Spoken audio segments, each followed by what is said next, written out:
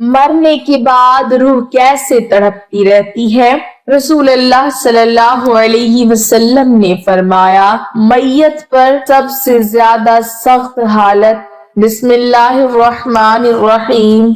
इंसान अपनी जिंदगी में बहुत से काम महज अपनी लज्जत या ख्वाहिश को पूरा करने के लिए करता है, जिसकी वजह से या तो उसका पैसा बर्बाद होता है या सेहत बर्बाद होती है। मौत को याद रखने वाले की ख्वाहिशात कम होती हैं। इसी के बारे में नबी पाक सल्लल्लाहु अलैहि वसल्लम ने फरमाया, लज्जतों को खत्म करने वाली मौत को कसरत से याद करो।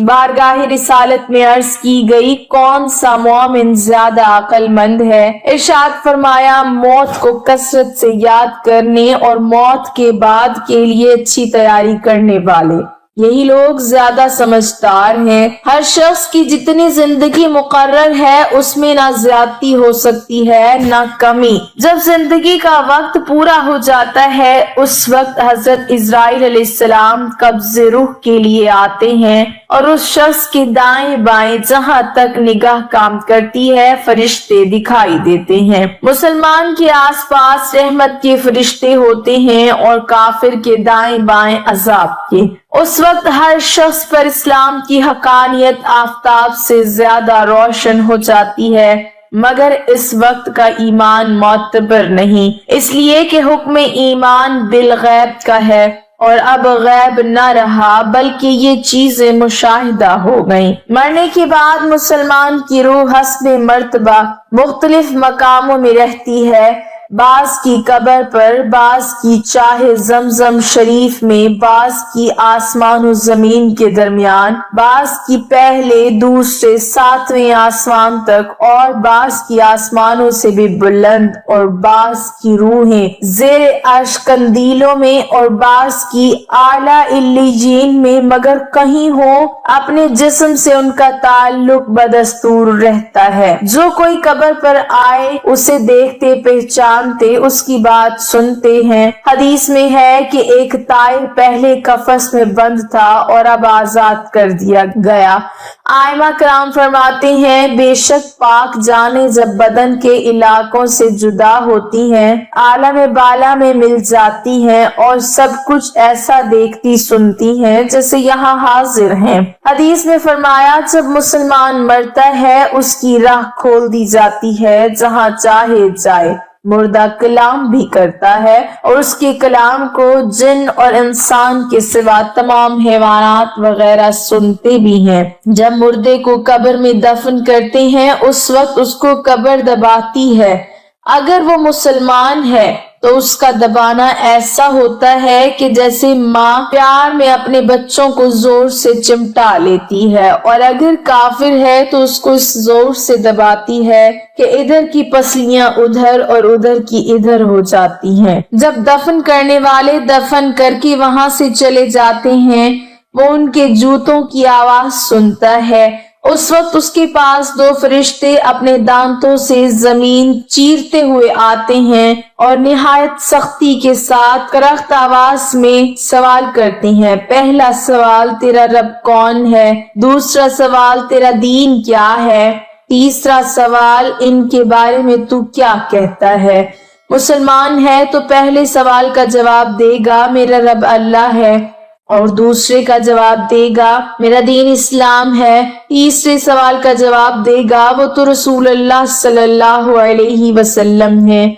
उस वक्त आसमान से एक मनादी निदा करेगा कि मेरे बंदे ने सच कहा, इसके लिए जन्नत का बिछोना बिछाओ और जन्नत का लिबास पहनाओ और इसके लिए जन्नत की तरफ एक दरवाजा खोल दो। जन्नत की नसीम और खुशबू उसके पास आती रहेगी और जहां तक निगाह फैलेगी वहां तक उसकी कब्र कुशादा कर दी जाएगी और उससे कहा जाएगा कि तू सो जा। पहले उसके बाएं हाथ की तरफ जहन्नुम की खिड़की खोलेंगे जिससे जलन और गर्म हवा और सख्त बदबू आएगी, फिर बंद कर देंगे। उसके बाद दाहिनी तरफ से जन्नत की खिड़की खोलेंगे और उससे कहा जाएगा कि अगर तू इन सवालों के सही जवाब न देता तो तेरे वास्ते वो تھی اور اب یہ ہے تاکہ اپنے رب کی نعمت کی قدر جانے کہ کیسی بلائے عظیم سے بچا کر کیسی نعمت عظمی عطا فرمائی۔ اگر مردہ منکر ہے تو سب سوالوں کے جواب میں یہ کہے گا افسوس مجھے تو کچھ معلوم نہیں، میں لوگوں کو کہتے سنتا تھا، خود بھی کہتا تھا۔ اس وقت ایک پکارنے والا آسمان سے پکارے گا کہ یہ جھوٹا ہے، اس کے لیے آگ کا بچھونا بچھاؤ اور آگ کا لباس پہناؤ اور جہنم کی طرف ایک دروازہ کھول دو، اس کی گرمی اور لپیٹ اس کو پہنچے گی اور اس پر عذاب دینے کے لیے 2 فرشتے مقرر ہوں گے جو اندھے اور بہرے ہوں گے، ان کے ساتھ لوہے کا گرز ہوگا کہ پہاڑ پر اگر مارا جائے تو خاک ہو جائے، اس ہتھوڑے سے اس کو مارتے رہیں گے، سانپ اور بچھو اسے عذاب پہنچاتے رہیں گے، اعمال اپنی مناسب شکل پر متشکل ہو کر کتا یا بھیڑیا یا اور شکل کے بن کر اس کو ایذا پہنچائیں گے، اور نیکوں کے اعمال حسنہ مقبول و محبوب صورت پر متشکل ہو کر انس دیں گے۔ نبی اکرم صلی اللہ علیہ وسلم نے فرمایا موت کو کثرت سے یاد کیا کرو کیونکہ وہ گناہوں کو زائل کرتی اور دنیا سے بے رغبتی پیدا کرتی ہے۔ سیدنا حسن بصری رحمت اللہ علیہ فرماتے ہیں جس نے موت کی یاد دل میں بسا لی تو دنیا کی ساری مصیبتیں اس پر آسان ہو جائیں گی۔ ایک خاتون نے ام المومنین حضرت عائشہ صدیقہ رضی اللہ تعالی عنہا کی بارگاہ میں دل کی سختی کی شکایت کی تو آپ نے فرمایا موت کو کثرت سے یاد کیا کرو، تمہارا دل نرم ہو جائے گا۔ ناظرین، حضور صلی اللہ علیہ وسلم نے فرمایا موت کے بعد روح کیسے پکارتی ہے؟ میت کو سب سے زیادہ درد کب ہوتا ہے؟ مرنے کے بعد کا منظر کیسا ہوتا ہے؟ جانیے اس ویڈیو میں۔ حضرت زید سے روایت ہے کہ نبی کریم صلی اللہ علیہ وسلم نے فرمایا کہ میت پر سب سے زیادہ سخت حالت اس وقت ہوتی ہے جبکہ غسل دینے والا اس کو نہلانے کے لیے آتا ہے، اس کی انگلی سے انگوٹھی اتارتا ہے، جسم سے لباس اتارتا ہے، سر سے عمامہ جدا کرتا ہے، اس کی روح بے چین ہو کر فریاد کرتی ہے جس کی آواز جن و انس کے سوا سب سنتے ہیں اور کہتی ہے اے نہلانے والے تجھ کو خدا کی قسم میرے کپڑے بہت نرمی سے اتارو کیونکہ ملک الموت کے پنجے کی تکلیف سے مجھے پوری طور پر ابھی آرام نہیں ملا۔ پھر جب اس کو تختے پر لٹا کر اس پر پانی ڈالا جاتا ہے تو روح چلاتی ہے اے نہلانے والے خدا کے واسطے میرے جسم کو قوت سے ہاتھ نہ لگا کیونکہ وہ جان کنی کی سختی سے زخمی اور چور چور ہو رہا ہے۔ پھر جب نہلا کر اس کو کفناتے ہیں اور پاؤں کی طرف سے باندھ دیتے ہیں تو روح کہتی ہے اے غسل دینے والے خدا کے لیے ابھی سر کی طرف سے میرے کفن میں گرا نہ لگا تاکہ میرے بیوی بچے اور تمام رشتہ دار دنیا میں آخری بار میری صورت دیکھ لیں کیونکہ آج میں ان سے بچھڑ رہا ہوں اور اب قیامت تک یہ میری صورت نہیں دیکھیں گے۔ پھر جب اس کا جنازہ تیار کر کے گھر سے باہر نکالا جاتا ہے تو روح پکارتی ہے اے جنازہ اٹھانے والوں خدا کے واسطے ابھی جلدی نہ کرنا تاکہ میں اپنے بال بچوں اور عزیز و اقارب سے رخصت ہو لوں۔ اے جنازہ اٹھانے والوں میں اپنی اولاد کو آج یتیم اور بیوی کو بیوہ چھوڑے جاتا ہوں، خدا کے لیے میرے بعد ان کو تکلیف نہ دینا، میں اپنا گھر اور مال و اسباب دوسروں کے لیے چھوڑے جاتا ہوں، اب یہاں کبھی واپس نہ آؤں گا اور قیامت تک کسی کی صورت نہ دیکھوں گا۔ پھر جب جنازہ اٹھا کر لے چلتے ہیں تو میت کہتی ہے اے میرے بھائیوں میں نے آج تک جو کچھ مال و اسباب جمع کیا تھا وہ صرف وارثوں کے لیے تھا، آج ان میں سے کوئی میرے گناہوں کا ذرا سا بوجھ بھی نہیں اٹھا سکتا، ہر چیز کا حساب مجھ سے لیا جائے گا اور میرے وارث کھائیں گے اور اڑائیں گے۔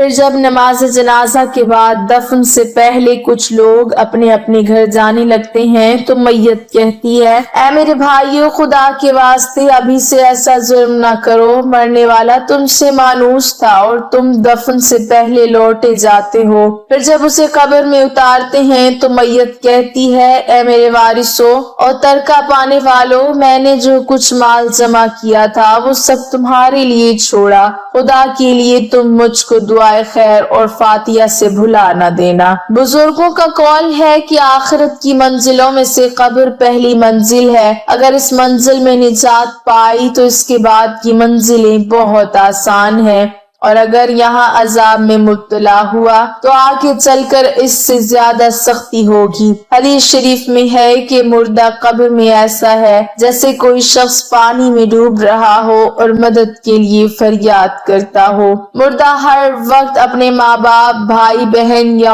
اولاد اور دوست وغیرہ اپنے پسماندگان سے دعائے خیر اور فاتحہ کا منتظر رہتا ہے۔ جب اس کو اس کے پسماندگان کی طرف سے کوئی تحفہ ثواب پہنچتا ہے تو اس کے لیے تمام دنیا اور جو کچھ دنیا میں ہے اسے محبوب و مرغوب ہوتا ہے، اور اللہ تعالیٰ اس کے رشتہ داروں کی دعائے خیر کے ثواب کو قبرستان والوں پر پہاڑوں کے برابر داخل فرماتا ہے۔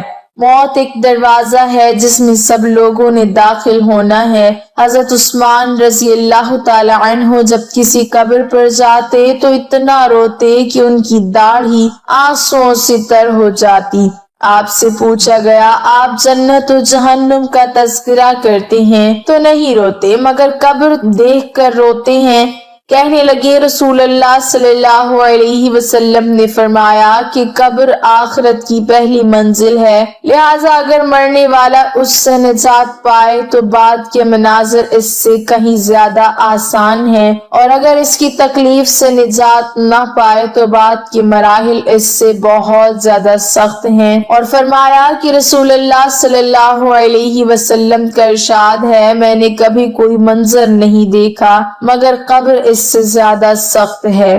کیا ہمارے لیے ان قبروں میں عبرت نہیں؟ دیکھیے، مالدار، فقیر، طاقتور اور کمزور دنیا میں لوٹنے کی خواہش رکھتے ہیں، مال جمع کرنے اور محل بنانے کے لیے نہیں بلکہ اس لیے کہ کاش ہمیں ایک نماز پڑھنے کی مہلت مل جائے، کاش ہمیں ایک دفعہ سبحان اللہ کہنے کی فرصت دے دی جائے، لیکن اب ناممکن ہے۔ اب اعمال نامے لپیٹ دیے گئے ہیں، روح جسم سے نکال لی گئی ہے، زندگی کی مہلت ختم ہے، اب ہر میت اپنے عمل کی مرحوم ہو کر قبر میں پڑی ہے۔ ایک حاجت مند حضرت عثمان غنی رضی اللہ تعالی عنہ کے دروازے پر غروب آفتاب کے بعد آیا۔ ابھی اس نے دستک نہ دی تھی کہ حضرت عثمان غنی رضی اللہ تعالی عنہ کی آواز اس کے کانوں میں پڑی۔ وہ اپنی اہلیہ سے شکایت کر رہے تھے کہ چراغ کی بتی موٹی ہے جو تیل زیادہ استعمال کرنے کا سبب بن رہی ہے۔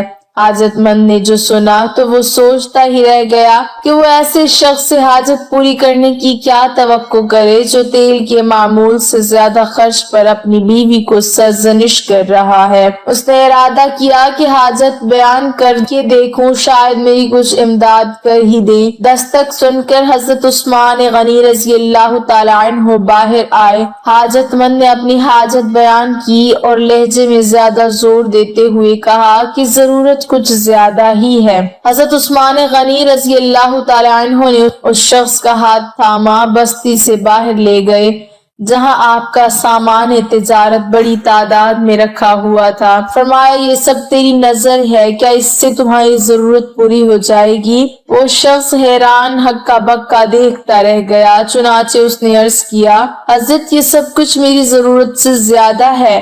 امیر المومنین نے فرمایا، مجھے خوشی ہے کہ یہ تمہاری ضرورت سے کم نہیں۔ اس شخص نے کہا، اے حضرت ایک بات بتائیے، چراغ کی بتی قدرے موٹی ہو جانے پر آپ اپنی زوجہ محترمہ کو سرزنش کہہ رہے تھے، حالانکہ چراغ اس قدر روشنی رکھنے میں شاید صرف 1 درہم کا تیل استعمال نہ ہوتا، وہ تو آپ کو گوارا نہ ہوا، اور یہاں ہزاروں کا سامان مجھے بلا تحمل دے رہے ہیں۔ تب آپ نے فرمایا بھائی چراغ میں تیل کا زیادہ اسراف ہے اور زیادہ اسراف اللہ کو پسند نہیں، اور مجھے اللہ کے حضور اپنے اعمال کی فکر رہتی ہے۔ یہاں مجھے فکر اعمال لاحق ہے، اس لیے میں نے سرزنش کی سامان تمہیں اللہ کی خوشنودی کے لیے صدقہ دیا ہے، اس پر اجر کی امید ہے اور وہاں پر حساب کا خوف ہے۔ اللہ تعالی ہم سب کو دین کی سمجھ نصیب فرمائے اور ہمارا خاتمہ ایمان پر فرمائے، آمین۔